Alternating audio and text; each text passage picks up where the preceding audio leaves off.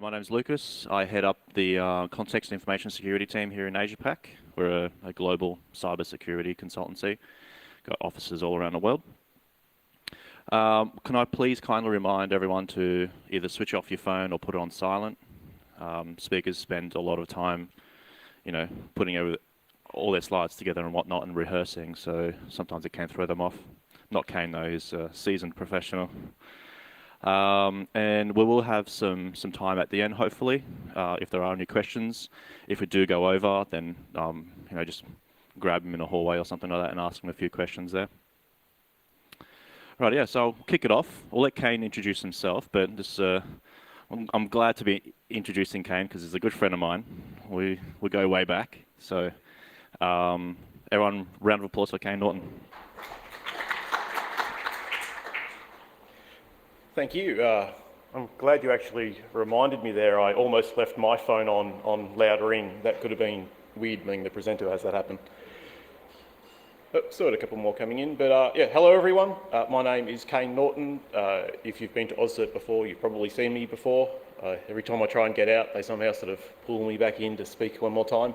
I am filling a slot for my colleague Chris Horsley, who couldn't make it, but like when you run into someone you haven't seen for a while and you're like, oh, how's that car you're rebuilding or something? And then for the next 2 hours, they just go, oh, I got this thing, and this thing. That's pretty much what I'm like with SOAR at the moment. I've been living and breathing this and thinking about it for the last 2 or 3 months. So it's probably good that I got this presentation slot to sort of get all my thoughts out there because, yeah, it's a really interesting area and probably the only thing in security that I think everyone should do.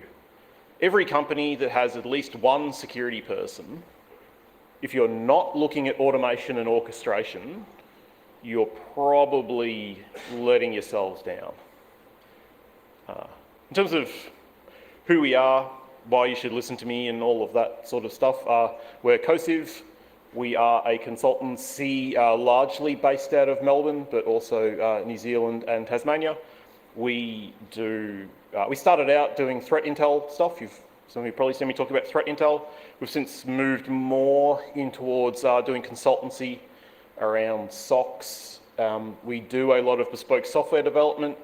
We've been doing some work in the traditional intelligence space recently, working with AusTrack and the Crime Commission, looking at how they can get better feedback on their old school intel, not cyber intel. But yeah, we do a lot of development for our customers where they have security tools that don't quite play nice together.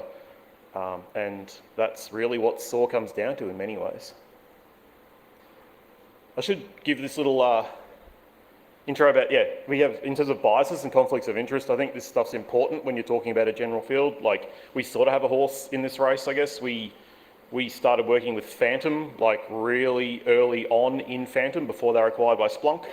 And we also extend support, whatever, with open source, including StackStorm. But we started having those commercial relationships because of what we thought was cool, not necessarily, we had a commercial relationship and started spruiking it, but I guess you need to view whatever I say through the lens of the fact that I do have some sort of inherent commercial bias.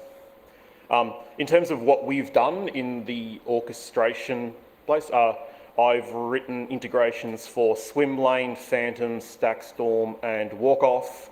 And in terms of traditional orchestration, I've written, in terms of the client stuff, in Puppet, Ansible, NiFi, which is a bit sort of different, a little bit of Chef, CF Engine back in the day, and Luigi. So I've sort of orchestrated through most of the orchestration engines now. So I've got a pretty reasonable view on how they all fit together and sort of what it's all about. A lot of this stuff, you don't sort of find the really sharp edges till you've been using it for a while, so I think I've got a bit of a feel for it. And I started writing my own engine a while ago too, and then realised that was really hard work and stopped, but yeah. So in terms of what it is like for you, most likely now, unless you've reached, the next stage. So a machine goes ding. You probably have a lot of machines. There's a lot of people in the hall out there that will sell you new machines with nice blinky lights. They'll cost you, $100 and something thousand each. You plug them in a rack and they generate alerts, assuming you've plugged them in correctly. And, you know, that's cool and all, but I'd almost guarantee when each of you buy one new blinky light box, you don't get one new staff member to help you support said blinky lights and alerts come out of it.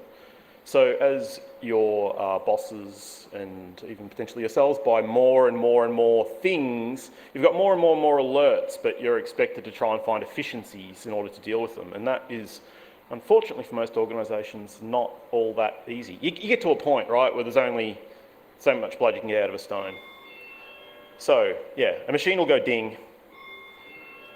A human will look at what the alert is all about. A human will then probably have to log into 3 different systems to gather the context about what this alert actually means. Also, you know, a user had malware. Well, who's the user? What groups are they in? What permissions do they have? What's the malware? What did the malware end up doing? How did the malware get there? All this stuff. And then a human goes and responds. If you are fortunate, and please don't take it as a given this is the case, you are working out of a incident response or a ticketing system. A lot of people use like RT, which is old as the hills, Jira, maybe you've got ServiceNow or something that's a bit more sort of intended towards this. But there's also a lot of teams out there who work out of inboxes. So it's really whether you or your colleague opened the email first and whether you move it to the folder, whether you double handle something. And you're probably not getting a lot of statistics about what you did. So this is what most people look like now. I've noticed a lot of organisations I talk to think that it's just them. They think it's like their little sort of secret they're ashamed of, that they work this way and everyone else must be doing all this awesome stuff because they see all sorts of cool presentations about amazing new technologies, but it's almost everyone. The major banks have been doing this a long time and they're pretty decent, but you know, you'll still have, there's very few organisations that are quite as regimented as they sort of think they should be and would like to be. In terms of nirvana, from my perspective, a machine goes ding. Then the machine goes and looks as to what the ding is all about. The machine logs in all the different systems, gets all the context, throws them back to a human. The human looks at all of context, uses their own judgment, which we still don't know how to give judgment to computers. There's always going to be exceptions or things that make you go, that ain't right. Human can give a response and go, yep, go and do the thing that you're recommending or that the process says. And then the machine goes and actually does it. And you've got an audit log. You can see exactly what happened when it happened. So yeah, in terms of why orchestrate, like not every tool that you have out there can currently talk to every tool. Having a specialized like middle person in the middle that knows how to talk to everything makes sense instead of like every single thing that you use knowing how to talk to Jira to lodge a ticket. Like that sucks, and then maybe they change the API slightly and everything has to change. You're better off having like one sort of octopus in the middle that touches everything. Consistency of process. If you have automated or orchestrated a process, it's done the same every time. You know exactly how long everything took. You don't have the ability for different analysts to apply their own unique take on, well, you know, maybe Bob goes and uses one particular site to look up who is data, whereas, you know, Glenda uses this different site, and maybe they get different responses. Maybe one's better than the other, but they have their personal preference. When you start orchestrating and automating, it's consistent. And if you do want to change, you change the process. You don't just have different people on different shifts doing things in different ways with different outcomes.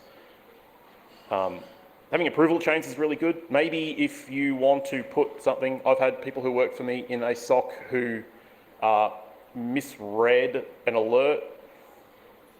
The alert was, the advice was very unclear, but they effectively blocked the IP addresses belonging to LinkedIn rather than the impersonator addresses, because all of the context was jumbled together. Easy to do. However, if you're running orchestration, then you can go and you can have a 2-stage approval process. If you want to block something on your corporate proxies, you probably need a tier 3 or a management person to look at it and go, yeah, I agree with that. If it's mitigating malware on a box, yeah, level 1, level 2 can do it. It's easy. It is faster and cheaper, I think, to document something for a computer to repeat a process than it is to write a giant Word document that describes the process exactly for a human and all of the causes changes around it. And when you change the instructions for a computer, it obeys them. If you have people in your organisation who open the instruction document every time they perform a task and read it point by point, good job you, but there's very few of them out there. Most people will vary quite quickly from the written standard. Yeah, and also when you add an extra bit of context, an extra step, an extra check, an extra whatever to a orchestration playbook, it's there, you've done the work. It might take slightly longer to run. If you have your people in your team and you expect them to do 7 things and you add another 2 and it's 9, all of a sudden they've got 15% more things to do every day. That's pretty rough. Computers don't care. Computers will happily do it. There's a bit of a difference in terms of terminology for orchestration and automation. I maybe sort of bleed between two a little in this talk, but automation is when you take a thing that you do and you teach a computer how to do it. Like a robot playing guitar. If you want to get the Stairway to Heaven solo, you can teach a robot how to do that. That is automated at that point. However, if you are orchestrating, it is usually looking at multiple systems at the same time and making them work nicely together, like an orchestra. You will find that most organisations have a reasonable amount of automation somewhere at this point, or automation tooling, but it's having all those individual things work together that's tough. There's a reason, I think orchestration is, it's obviously the right thing to do, but I think one of the main reasons people aren't doing it or haven't achieved it is, if you sort of go back to actual, musical orchestration, Hans Zimmer sits down at a piano, writing a song is pretty hard. You need a melody, you need a rhythm, all of this stuff takes a lot of effort to sort of put together. It's quite challenging. It's like, oh man, this is just a piano. How am I going to manage this? But then you can sort of take the piano, you pretty much divide it into sections, and each of those bits goes off, and the violins sort of play this bit over here, and the guy on the cello just plays the bass note. So, it's really the difference between playing something on a piano and having 4 people play it in terms of writing the music, it's pretty small. And then when you start going to a chamber orchestra, well, you've just got more of each instrument. The hard bit is sitting down at a piano and writing the song. After that, you leverage all of the knowledge and the systems you put together to sort of expand it out. And the next thing, difference between writing for a chamber orchestra and, a full orchestra is not that much, even though it's 200 people instead of, say, 20. It's just more of the same instruments. So the hardest bit you will ever do when it comes to orchestration is writing the first couple of playbooks, and then from that point you build on it and it snowballs. In terms of the difference between traditional, I think SOAR, I keep using that word probably. I think Gartner hatched the term, security, orchestration, and automation and response. Security orchestration, they call it SOAR, and somehow it's stuck in my mind at this point. The difference between SOAR and security orchestration and infrastructure orchestration, security tends to be more event-driven and just generally deal with more events than, disk fulls and stuff don't happen all the time in most people's fleets, whereas security events or security warnings are a little bit more common. There's more different things to talk to usually. If you're standing up infrastructure on AWS, there's not that many, bits and pieces that you need to plug into. Security is probably touching everything.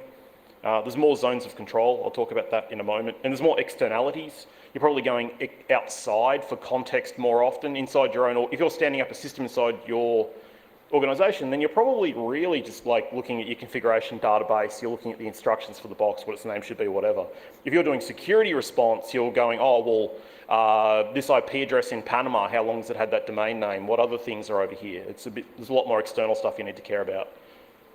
Even though the systems are different, they're also quite complementary, and I wouldn't stand up a box using your security orchestration stuff, or possibly even reformat it. Maybe you can rely on your existing orchestration inside your organization to do that. One thing that I don't see so much in traditional orchestration is the ability to debounce an alert. If you have a warning about blah blah blah.com 5 times coming through different systems, you sort of want to go, I'm already handling that. I don't want to run the same workflow 5 times for the same thing within 10 seconds. That is something that a lot of the traditional tooling doesn't support that well.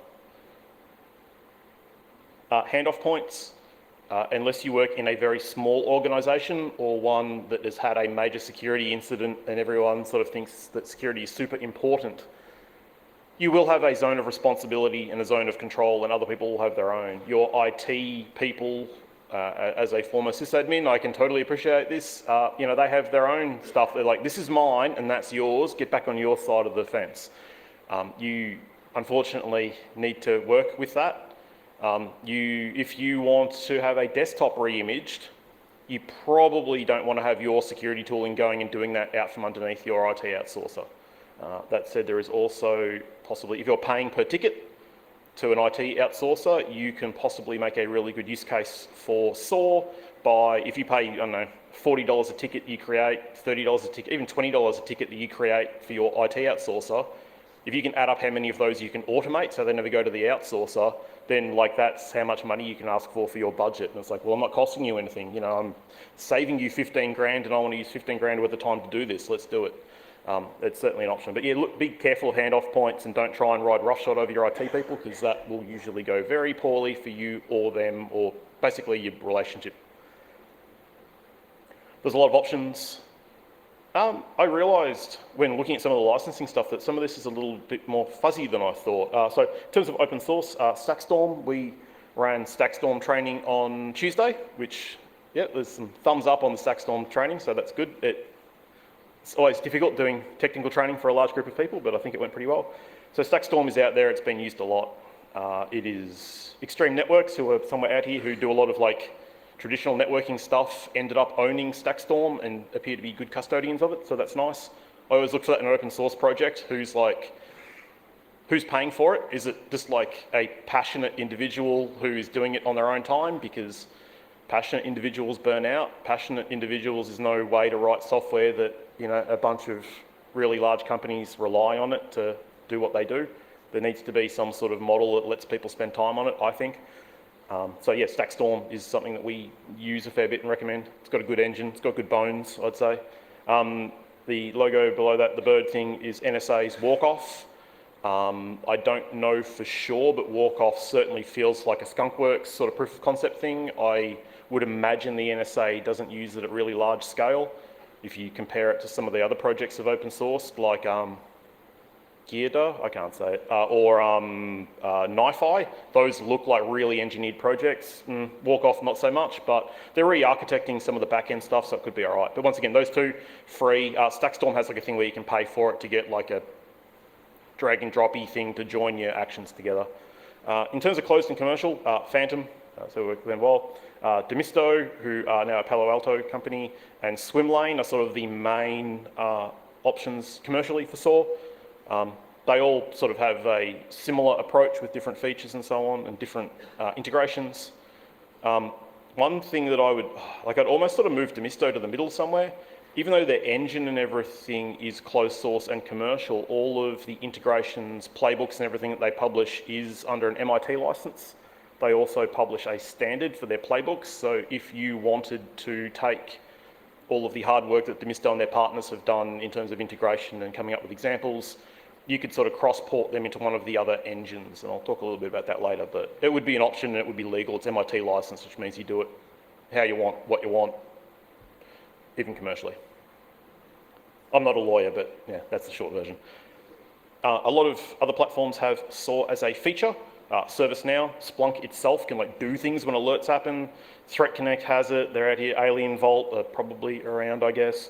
Logarithm. Almost everyone who has a SIEM or a threat intel thing has some degree of orchestration or automation, because when you're generating alerts, you want to do something with them, so it's pretty obvious. But these guys, and like this is my own personal view, they may tell you that they're a dedicated SOAR play, but from my perspective or what I've seen, I believe that it to be an additional element of their thing rather than necessarily their core intent.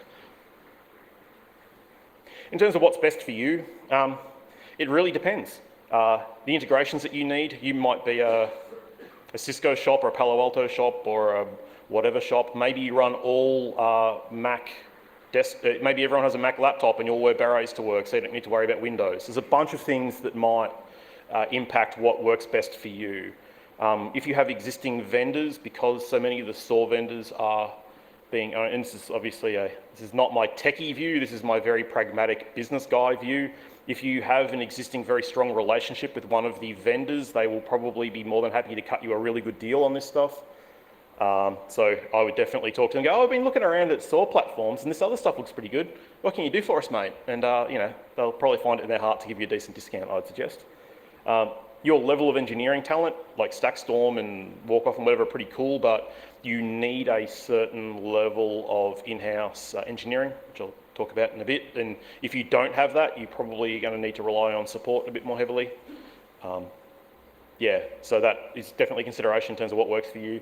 Whether you've got CapEx versus OpEx, maybe you can just buy something up front and do it. Maybe you don't have that, but you've got some guerrilla budget in terms of your staffing you can use to build something. It's a big thing. And also office politics. You might already have, as I said, your relationship with your vendors is quite often not purely technical, and you might need to look at what's good and what's bad and, you know, the direction of the wind inside your IT function. The first thing that everyone wants to do when they get their brand new saw out of the shrink wrap is solve phishing. Hate to be the one to break it to you, but yeah, that's, like, I think if we were going to solve phishing, there wouldn't be, it's probably 6 or so anti-phishing vendors out there right now.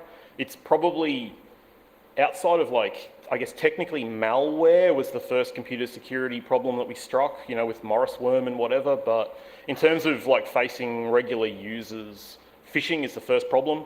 Like Paul Graham first started applying sort of like Bayesian analytics and machine learning to this stuff in, I don't know, call it like 96 or something crazy, and we still haven't got it yet.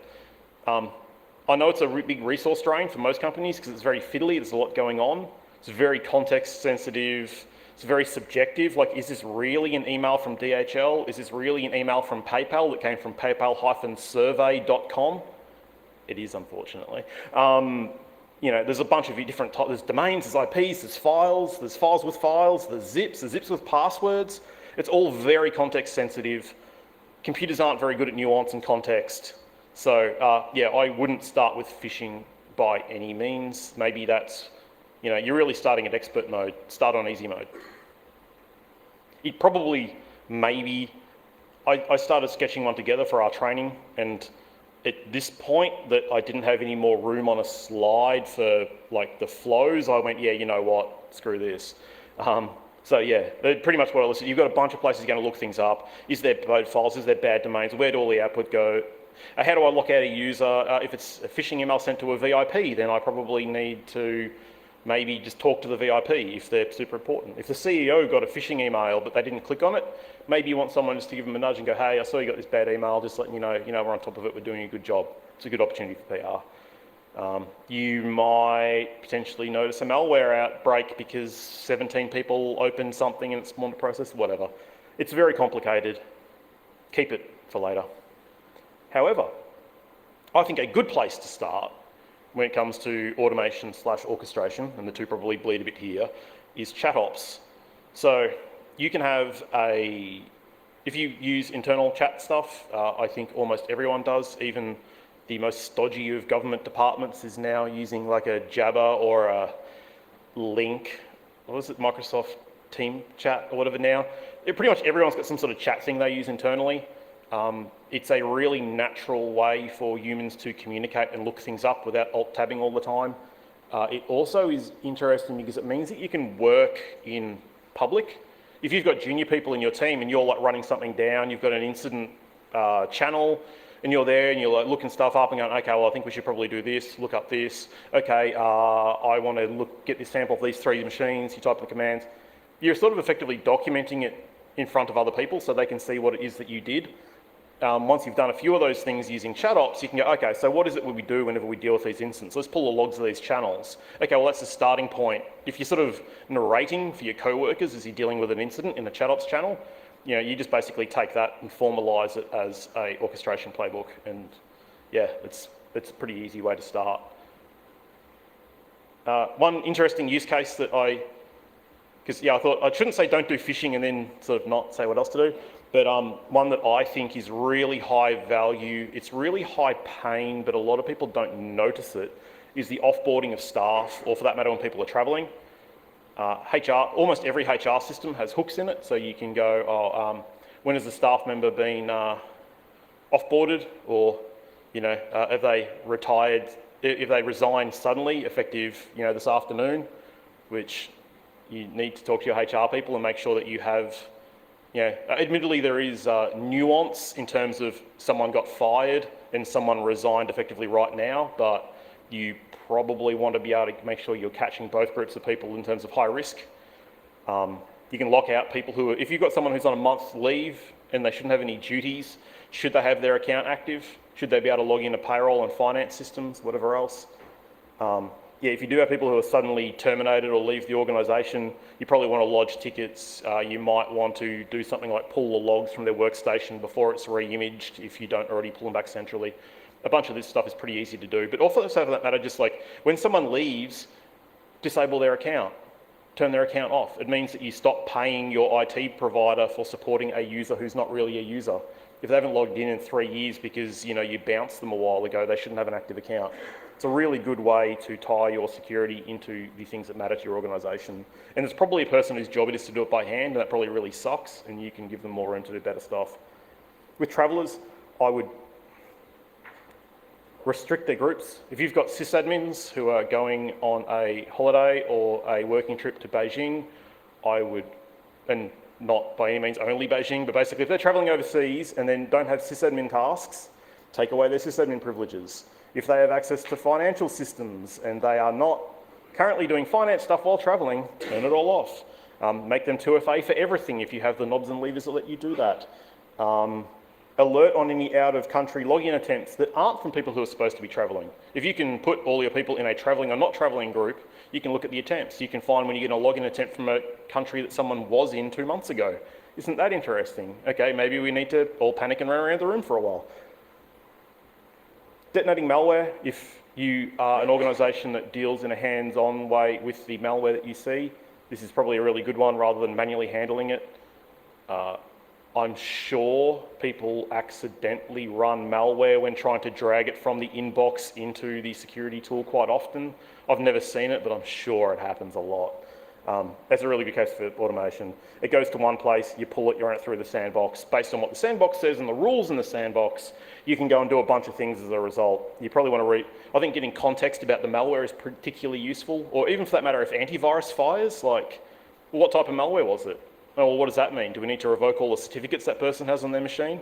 What certificates do they have? What passwords do they have? What shared passwords do you have in your organisation, which are a bit naughty? That's a whole other thing. But what else is there if you want to go like hunting mode? I'd never say you can automate hunting, but if you find something weird and you can find things that are similar to the weird, then that's close enough to being hunting. And you can get that little sort of badge in your security book that you're now a hunter. One example might be, and this is basically just taken directly out of our training stuff, but with the brands removed.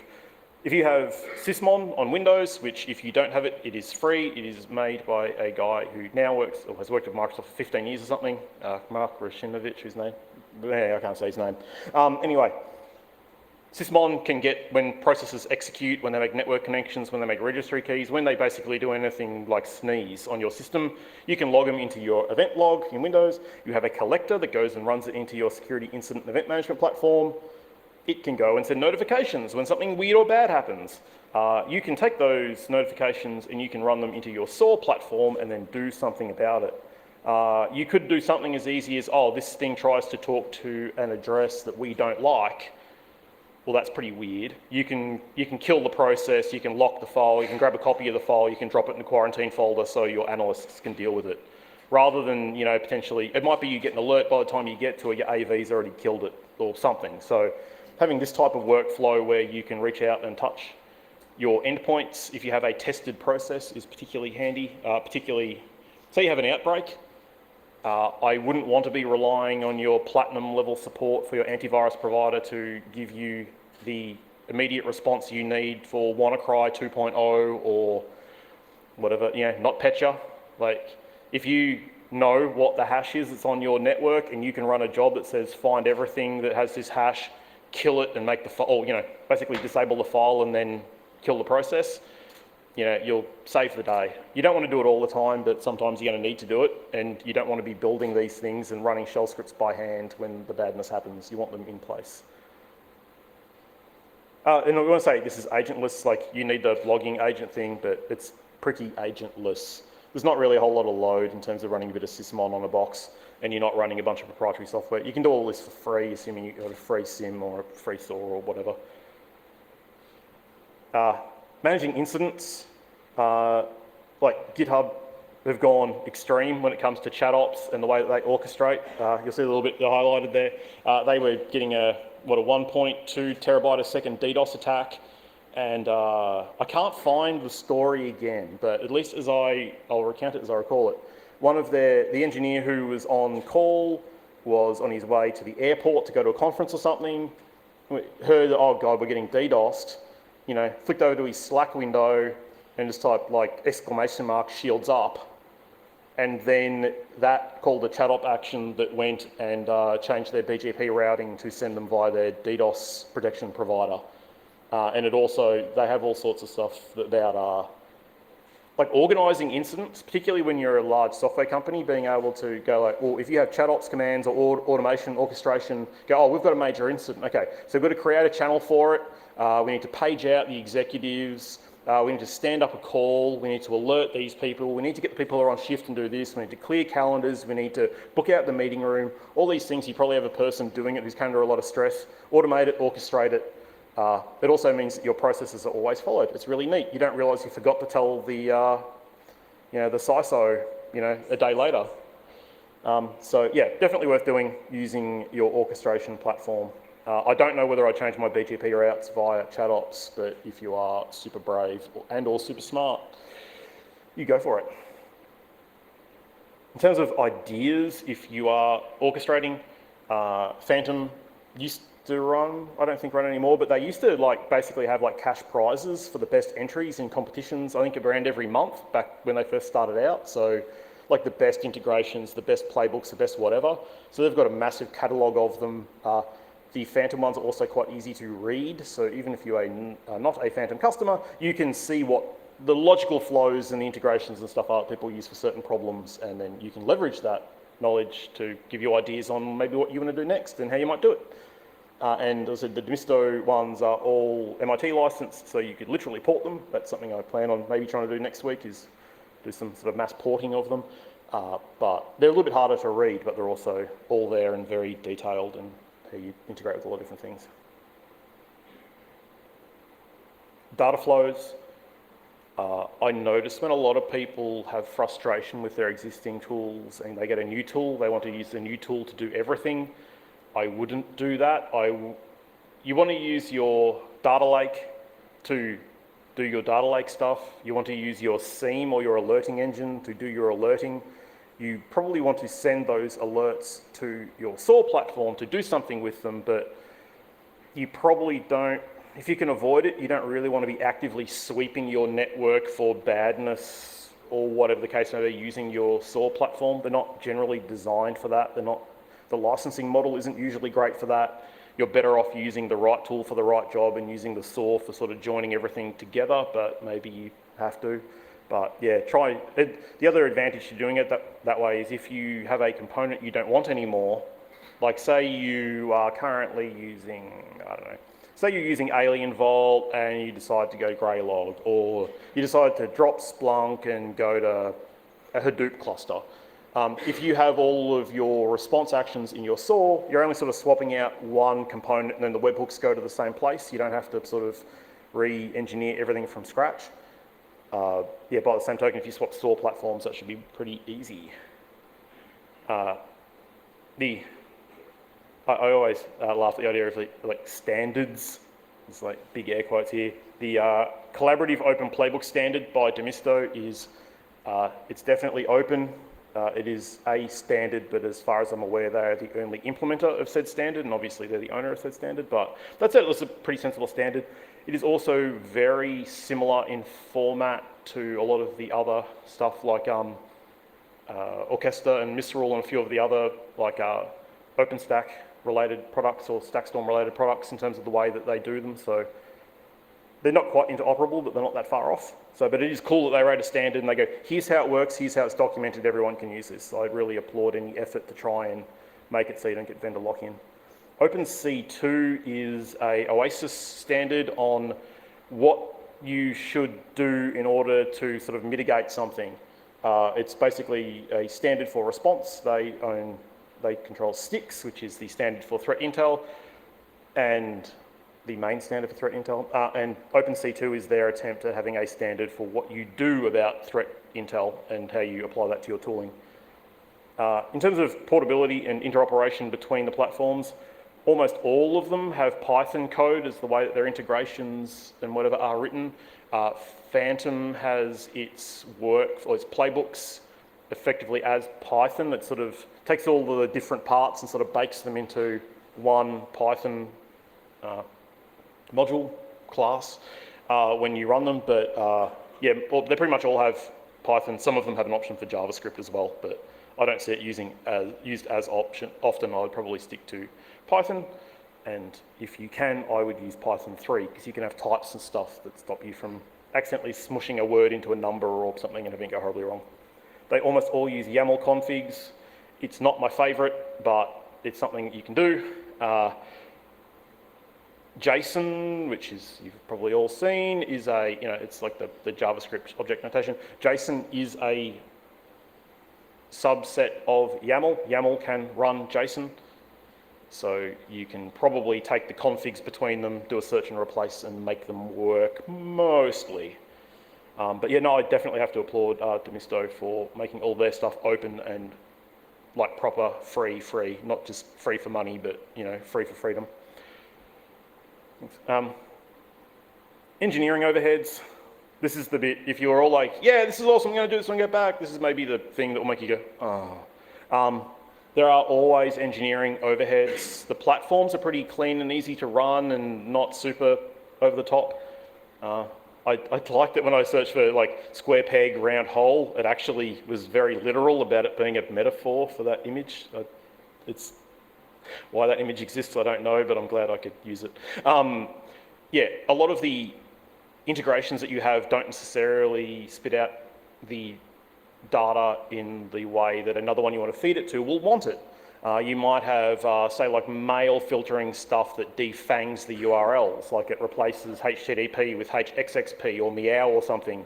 If you go and pass that into your malware sandbox, it's probably like, what the hell is this? This isn't a valid URL. So you might need sort of stuff to like adjust things back to the way they should be. Maybe something ejects a list, but it should be just a single IP address, or you take a URL and you need to pass a domain name to something. There's always like just that little bit of engineering in the middle that mean that you probably want some software development / engineering in-house, even if it's just someone who's done a 2-day course in Python is probably enough to get you there. You don't need to be writing big software, you just need basic sort of scripting stuff. Testing's hard. Like when you mess up on a machine, you mess up on a machine. When you mess up on 1,000 machines at once, this sort of like, yeah, you got to test your software. You got to keep testing your software. You might apply a Windows patch or something that maybe makes things not work the way it used to. So firstly, you need actual testing for your integrations, but you also need to test them regularly and make sure that they're still working the way they're supposed to, like if you apply patches or whatever. But yeah, testing is super important because you could easily, delete Excel off your fleet. I have worked at a place where antivirus flagged Excel one morning, and yeah, everyone lost Excel. No one could do any spreadsheets for the day. I don't know how we all didn't go Lord of the Flies and start stabbing each other with spears, but we got there.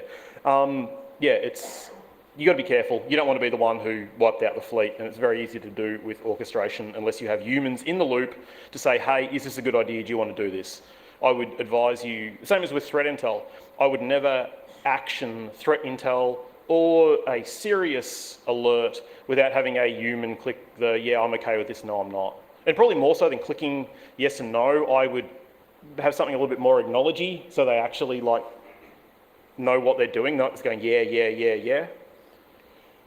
I'm almost out of time. This is my last slide, so it works out well. Okay, in terms of making it actually happen inside your organization, stand up a project to protect the time and resources from operational tasks. Most of you are at 100% utilization at the moment, so there's no room to give yourselves more room. You need to set aside 20% or whatever of your time so you can actually get rid of the other 80% so you get more time to do this stuff. I'm aware of one team where they pretty much, I wouldn't say they play foosball all day, but they've almost reached nirvana. They're just like looking for more stuff to automate. It's like really diminishing returns. They just sit there and the machines go boop at them and they go, yeah, it's like, you can get there, it's good. Start small, find something that's achievable, show everyone how you achieved it and that's great, then work on to the hard stuff, don't start with phishing. Yeah, find actual cost savings you can get that show the ROI, not like intangibles, but if you can actually save money inside your organization and turn around things faster, that's great. Put in revision control early in case you break something and don't know about it. And think about the confidentiality and creepiness of what you're doing in case it's very easy to get invasive with gathering telemetry, so think about that. I don't know if I have time for questions, but go. Yeah, we've got about 5 minutes for questions. So first of all, can we please have a round of applause for Kayne? That was absolutely fantastic. Thanks, Kayne. Thank you. So, by an order of magnitude, I think this is probably the best speaker gift I've ever seen. I would definitely agree with you on that one. It's that is a cool. Legend of Zelda chess set. So thank you very much, mate. Thank you.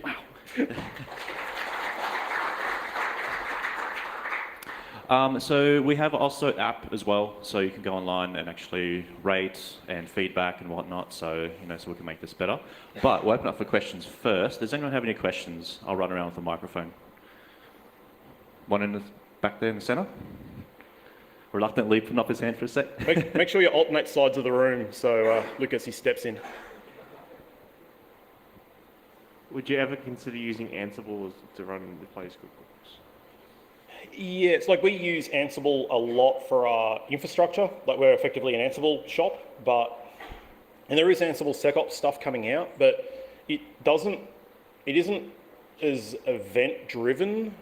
So you could have something that calls an Ansible playbook, but it isn't sort of if this then that as much. But the other thing is if you've got it and if you're using it in your fleet and everyone's comfortable with it, it's better than not doing it. So, but yeah, I mean, if they added a few little bits and pieces, yeah, definitely. But as it is, it wouldn't be my preferred choice. But once again, if you got it and it's out there and it's in your fleet, yeah, definitely. Thanks, mate. Any other questions? I'll run around, get my steps up. No? The use case you had up before I thought was really good, the one where around the two-factor auth about people travelling and whatnot. On red teams, it's quite common for us to have a look at the internal calendar and see who's on leave and then specifically target their account to use that around the network because it's very unlikely to be noticed by the individual as well. So it's a really good use case. For that matter, the out of office, you just email the whole organisation or the everyone at address and you just go after the people with an out of office because they won't be using that password, so you might as well change it. Absolutely. Were there any other questions at all? We might, if there were no other ones, we'll call it there. So thank you very much, Kayne. Thank you. Fantastic presentation.